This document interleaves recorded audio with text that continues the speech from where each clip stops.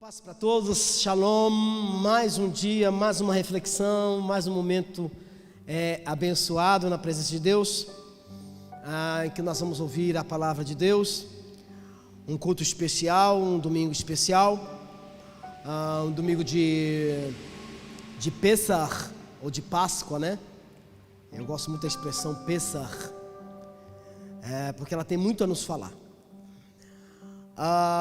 Eu acho que esse dia é um dia para nós meditarmos no corpo e no sangue de Jesus, né? Eu sei que você quer comer chocolate, inclusive eu já faço aqui o pedido que você pode mandar alguns para mim que eu estou precisando, um ovo de Páscoa. Mas a pergunta que fica é: o que é Páscoa? O que significa Páscoa?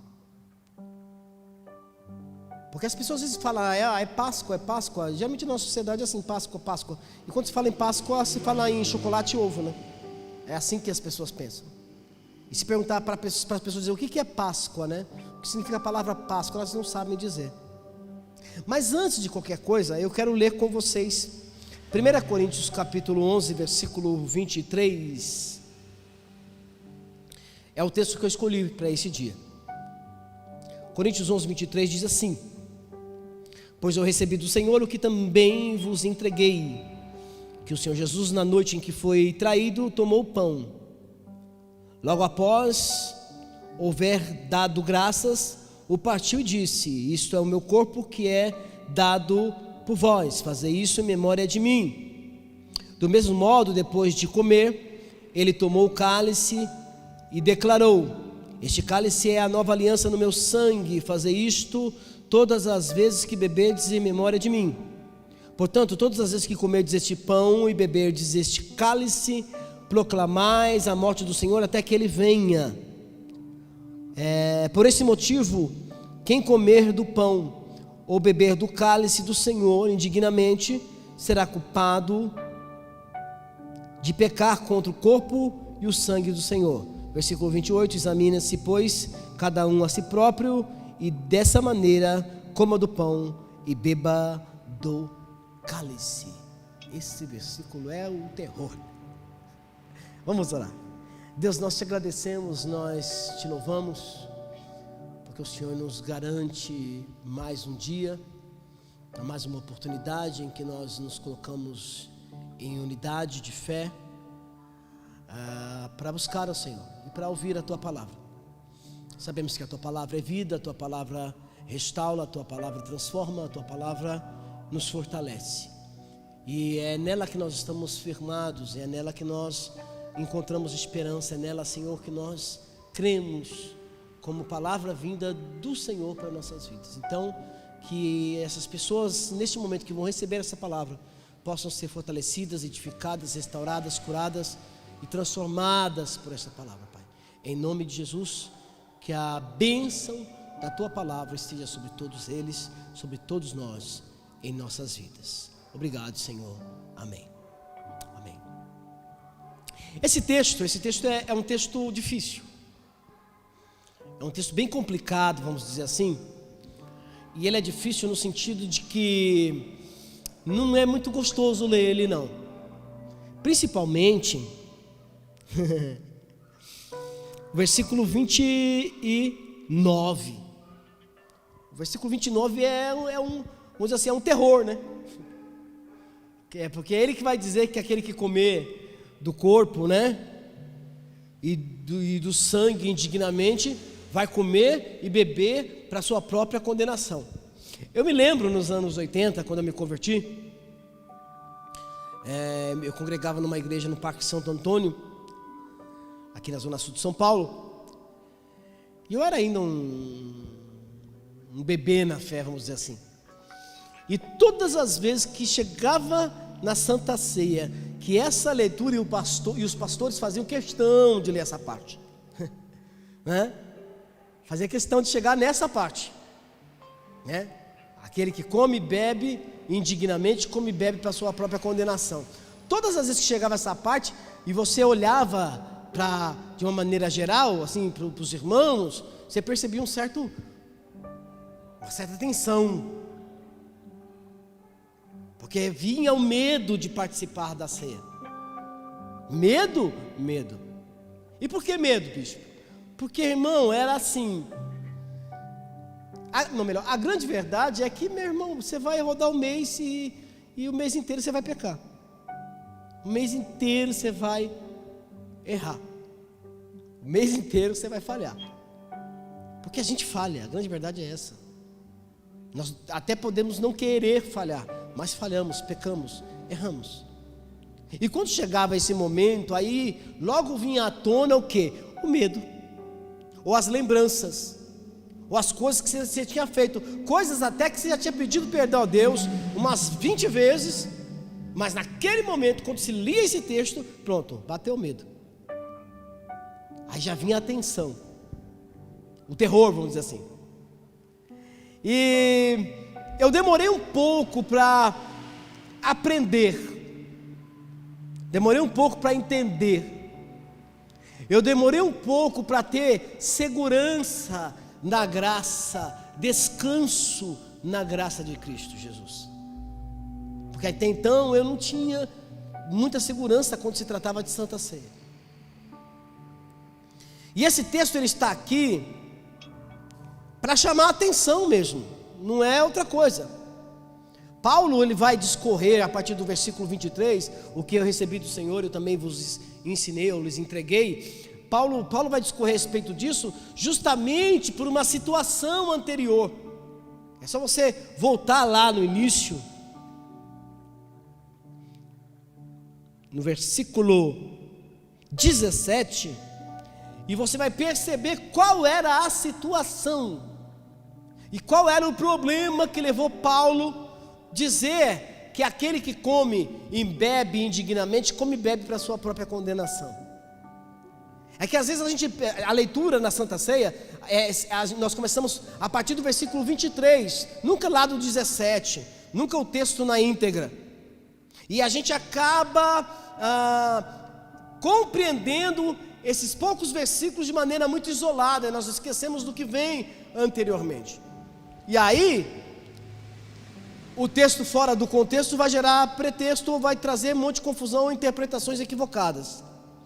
E é assim que eu via, que eu tinha que estar santo, que eu tinha que estar perfeito, que eu tinha que estar 100%, né? 100% para tomar a ceia.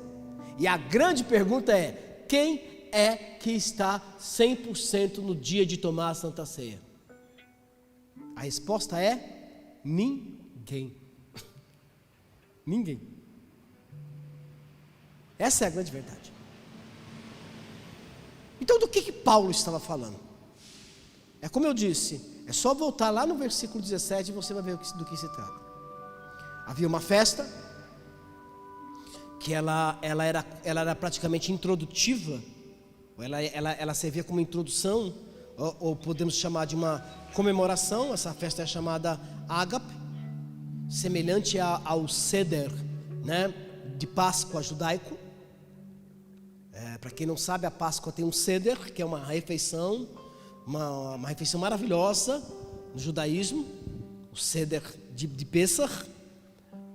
E a igreja tinha também algo semelhante ao Seder, que era o Ágape, ou seja, uma festa de amor, uma festa de confraternização, vamos dizer assim, de comemoração, em que naquele momento todo mundo se reunia para comer, para festejar, vamos dizer assim, para comemorar, antes de chegar aos enfins da ceia, né? E o que estava acontecendo é que as pessoas mais abastadas comiam, se enchiam, se embriagavam até com vinho, no ágape, e os mais necessitados e mais pobres não conseguiam comer da mesma forma ou ter acesso ao mesmo tipo de alimentação. Paulo, sabendo disso, ele vai trazer esse texto, ele vai enviar esse texto à igreja de Coríntios. A igreja de Coríntios é uma igreja bem problemática. Se você ler o texto de 1 Coríntios e 2 Coríntios, você vai ver que ela é bem problemática, e não somente aqui com Paulo, não. Lá no início do segundo século também, a igreja de Coríntios continua problemática. E o problema aqui era justamente essa questão de fraternidade, de unidade, de solidariedade, que não existia na comunidade de Corinto, principalmente no dia da celebração da Eucaristia. É lógico que não era apenas uma situação isolada, que havia acontecido apenas na ceia. Não, ao que parece, essa situação era uma situação já generalizada na igreja de Coríntios, e que também se manifestava até na Santa Ceia, que era um dos momentos mais sagrados, era a festa sacramental ou sagrada. Ou seja, aquilo que estava acontecendo dia a dia nessa comunidade de fé se manifestava também no dia da Eucaristia. Paulo, sabendo disso, ele vai e envia esta carta dizendo essas palavras: olha, aquilo que eu recebi do Senhor, eu também vos ensinei, que o Senhor Jesus, na noite que foi traído, tomou o pão e, tendo partido, deu graças, disse: este é meu corpo que é partido por vós. Semelhantemente, pegou o cálice e disse: esse é o sangue da nova aliança, o sangue que é derramado por vós. Ele foi mostrando o que era Eucaristia. O que era a Santa Ceia, vamos dizer assim, como todos chamam, né? Porque na verdade é ceia do Senhor.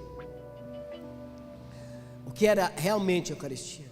Ou seja, a Eucaristia só tinha sentido, a ceia só tinha sentido se a nossa vida estivesse em conformidade com Jesus que morreu, com a vida de Jesus, com a proposta de Jesus, com a trajetória histórica e os ensinamentos de Jesus.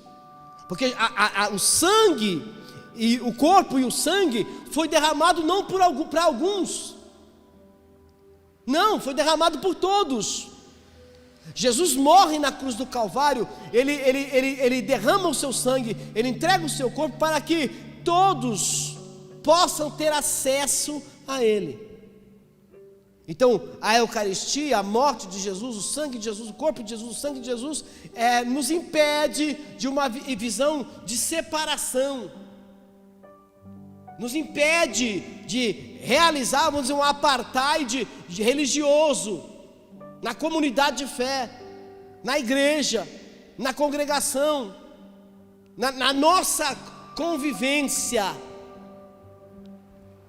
O sangue na cruz do Calvário, derramado na cruz do Calvário, e o corpo de Jesus que foi ferido por nós, foi ferido por nós,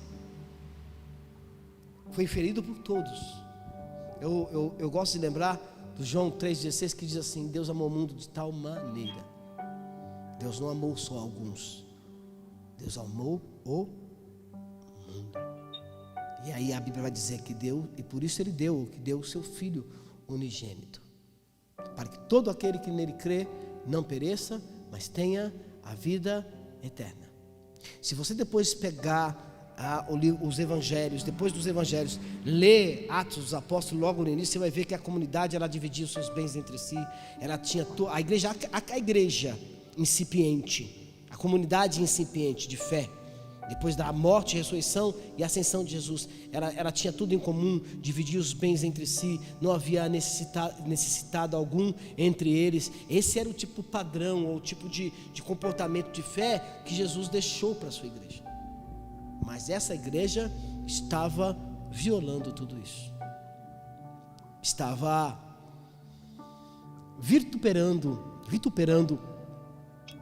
esse tipo de ensinamento, ou esse tipo de visão para a comunidade de fé. Por isso que no versículo 29, Paulo vai dizer: aquele que come e bebe indignamente, come e bebe para a sua própria condenação. Ou seja, esse indignamente é uma referência ao que ele já vinha dizendo desde o versículo 17, ou expondo desde o versículo 17, aquela situação de separação, de diferenciação dos mais ricos e dos mais pobres, dos mais abastados e dos menos abastados, dos melhores e dos piores, enfim. Porque a igreja de Jesus, isso é bom. A igreja de Jesus é aquela dos 12, que depois cresce para nós, para sermos nós.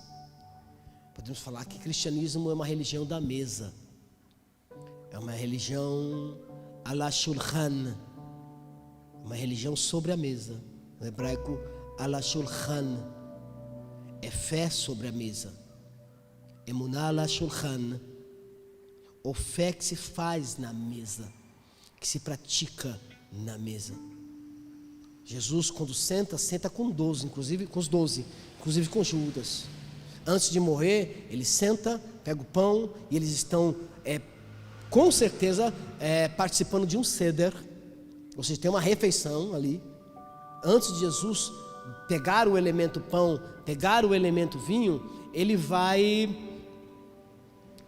participar junto com os apóstolos de um seder, o seder pascal, né? O pascal, o seder do Pesach.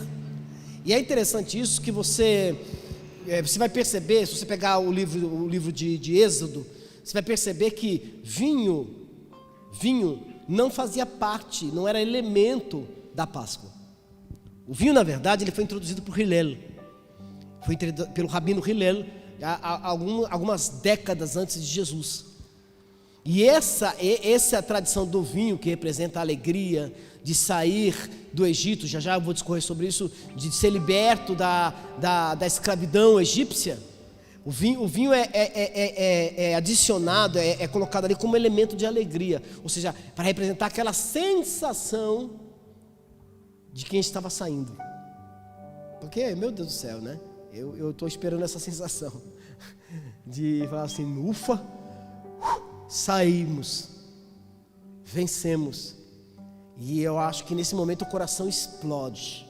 Então o vinho representa essa alegria, o vinho representa essa explosão, né? Essa explosão, né? Essa satisfação de ter saído, de ter vencido.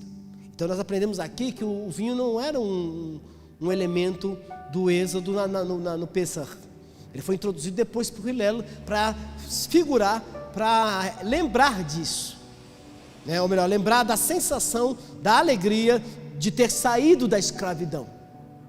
Porque os elementos é o pão asmo, o matzá, né? As ervas amargas e o cordeiro. Mas já no tempo de Jesus havia um seder, uma festa. As pessoas comiam juntas e se alimentavam juntas, e ali depois, dentro desse contexto, acontecia também a celebração do Pesach, aquela encontrada em Êxodo. Então tinha os elementos específicos, isso ia acontecer ali em decorrência do seder, né? Do Pesach. Jesus, é interessante que Jesus vai justamente pegar esse cálice. É esse cálice que vai mostrar que Jesus estava no seder pascal. Ele pega esse cálice, ele pega o pão, ele está sentado com os discípulos à mesa, porque a fé cristã é a fé ala shulchan, como eu disse, sobre a mesa. É a fé da mesa, é fé na mesa. E quando se fala de mesa, se fala de comunhão. Quando se fala de mesa, se fala de igualdade ou equidade. Quando se fala de mesa, se fala de unidade, de mesma fé, de mesmo Senhor, porque Jesus está entre eles. Quando se fala de mesa, se fala de intimidade entre os irmãos, de todos ter o mesmo valor, entende? De todos ter o mesmo valor. Então a fé cristã ou o cristianismo é a religião da mesa, é a religião que se pratica na mesa. Os nossos cultos precisam ser uma mesa, os nossos encontros precisam ser mesa, entende isso? Porque mesa fala de família. A shulchan, em hebraico, shulchan é mesa. Shulchan fala de família, fala de intimidade, fala de alegria, fala de comunhão, fala de proximidade. fala de bem-estar. Mas aqui em Coríntios, eles estavam quebrando esse propósito, essa visão. E eu acho que é importante a relação entre Eucaristia e Páscoa, porque o que Jesus fez por nós também foi nos tirar do jugo, da opressão de um faraó, do jugo, da opressão de um tirano, de algemas e amarras e ataduras do mal, que estavam nos subjugando, nos humilhando e nos destruindo, que havia tirado a nossa liberdade, a nossa paz e a nossa tranquilidade. Mas aí a Bíblia vem e diz que Jesus, através do sangue derramado na cruz, ou melhor, através do seu flagelo físico, através da dor suportada por ele, e através do sangue derramado na cruz do Calvário, nos resgatou das trevas, nos tirou das trevas. E a palavra Pessah significa saltar por cima. Lembra daquela passagem lá do Êxodo, que as pessoas passaram o sangue nas portas, nos umbrais das portas, das janelas, enfim, e a palavra Pessah está muito relacionado com aquela situação do anjo da morte, dele saltar, do mensageiro da morte saltar por cima da casa que tinha a marca do sangue. A palavra Pessah também pode significar passagem, saída. Então há uma relação, porque Jesus, ele se torna a nossa porta, Jesus se torna a nossa passagem. Jesus é aquele que, através do seu sacrifício, da sua morte, nos tira desse jugo, nos tira dessa opressão, nos tira dessa situação de dor e sofrimento, de escravidão, e nos abre, ou se apresenta para nós, como porta para uma nova vida. Todas as vezes que nós nos sentamos e comemos o pão e partimos o cálice, a gente precisa abandonar essa visão mística e entender a mensagem que Cristo quer nos passar. Quando Ele diz que nós devemos comer esse pão, beber desse cálice até que Ele venha. Ou seja, o que Jesus quer dizer é: permaneçam sentados na mesa, continuem na mesa, permaneçam como família. E Paulo vai dizer assim: porque todas as vezes que comerdes esse pão, beberdes esse cálice, anunciais a morte do Senhor até que Ele venha. Quem está na mesa está esperando a volta de Jesus, está esperando Jesus voltar. E como se espera, bispo? De que maneira se espera? Se espera em unidade, em confraternização, em solidariedade, em unidade, em união verdadeira. Não somente a questão de ajuntamento, de encontro. Não, tem muito mais do que isso. Tem a questão da solidariedade, de eu entender o quanto você é importante estar comigo, e o quanto eu sou importante estar com você, e o quanto todos nós somos importantes um para com os outros. E aí é esse comportamento, é essa atitude, essa postura que diz para nós, diz para Deus e diz para quem quer que seja, que nós continuamos ainda esperando Jesus voltar, que nós cremos na volta de Jesus e que nós somos aquele povo que um dia esteve escravo, mas que foi liberto pelo sangue de Jesus. Que Deus abençoe a sua vida, que nesse domingo de Pessah ou de Páscoa, como você conhece, você possa desfrutar não apenas de um ovo ou de um chocolate. Não, desfrute dessa palavra. O que significa Páscoa para mim? Páscoa para mim significa libertação, significa sair, passagem, ou significa saltar por cima. Páscoa significa que as algemas caíram, que as amarras foram quebradas, que as ataduras foram tiradas, e que hoje eu sou livre. Ou melhor, a mensagem é que nós somos livres. Porque Páscoa é algo que pertence a nós. A oração de Jesus, a última oração, terminei. E eu quero deixar ela aqui. Que diz assim: Pai, abençoe para que eles sejam um. Foi a última oração de Jesus em João. Assim como nós somos um. Pai, abençoe para que eles sejam um. Assim como nós somos um. Aleluia, glória a Deus. Eu gostaria de lhe abençoar com uma bênção sacerdotal e depois orar por você. A bênção sacerdotal que diz assim em hebraico: Ivarechecha Adonai veishmerecha, Yair Adonai panav elecha vichuneka, Yisa Adonai panav elecha viasem lecha shalom. Que o Senhor te abençoe e te guarde. Feche os seus olhos e vamos orar. Senhor nosso Deus, nosso Pai, Deus amado, Deus querido, poderoso e grandioso. Neste dia nós oramos porque é dia de Páscoa, é dia de Eucaristia, é dia de Santa Ceia.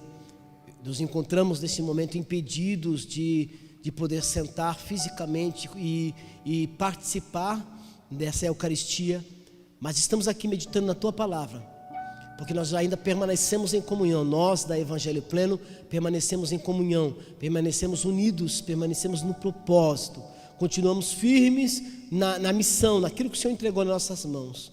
Nós queremos a cada dia, Deus, ser uma igreja que está sentada continuamente na mesa, que representa a Tua comunhão, que representa a humildade, que representa partir de pão, que nos diz que precisamos ser um como o Senhor Jesus e o Pai são um. Deus nos abençoe. Eu peço por cada irmão do Evangelho Pleno, cada irmão que está nos ouvindo, cada irmão que está nesse momento carecendo, precisando de uma mensagem de vitória, uma mensagem de transformação, melhor dizendo. Deus amado, que as amarras se quebrem, que as correntes caiam, que a agonia desapareça, que as pessoas possam ter liberdade para sair da dor, da aflição e ter um encontro real contigo, Senhor. Abençoe a todos, Pai. Eu declaro a tua presença na vida de todos e peço, Senhor, permaneça conosco, hoje e sempre, pois nós estamos com o Senhor, esperando o Senhor, comungando através da Eucaristia, porque cremos que o Senhor virá e não tardará. Que a sua bênção seja sobre todos, em nome de Jesus. Amém. Amém. Que Deus abençoe vocês. Fiquem na paz, fiquem com Deus. Feliz Páscoa, amém? Feliz festa de Páscoa, amém? Hag Pesach Sameach, feliz festa de Páscoa. Que Deus abençoe vocês, amém.